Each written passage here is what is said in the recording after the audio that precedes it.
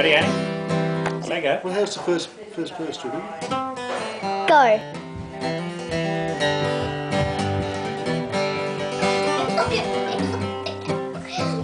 Hey, we had a pickled nose and too much alcohol. His missus kept a green stick to keep him in control. He rarely left his sunken bed in the breezeway out the back. His only job was to split the wood on the missus' would crack. Now the woman was a mighty cook, very broad across the farm.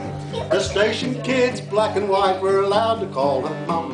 Her kitchen was a bakery for an outback appetite, with huge slabs of bully beef and good old Vegemite.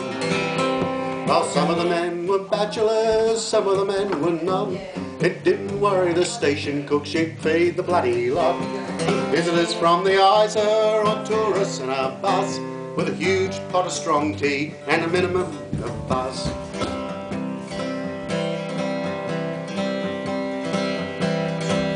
You might have to skip a bit. Well, the station cook, yeah. The station pet was a Brahmin bull. He could pat him on the head. He'd never seen a sail yard, he was station bred. I tried to take his picture with a Scotsman and a gin, but they faded into the scenery with a drought-resistant grin. Some of the men were bachelors, some of the men were none, and didn't worry the station cook, she'd feed the bloody lot. Visitors from the Isa or tourists in a bus, with a huge pot of strong tea and a minimum of buzz. Well, it's the last of the outback stations, owned by a family, outfought by a pioneer of the Northern Territory.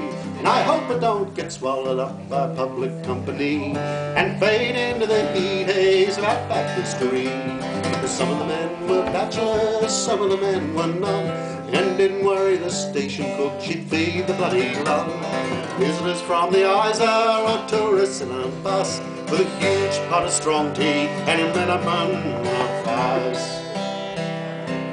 Thank you, madam.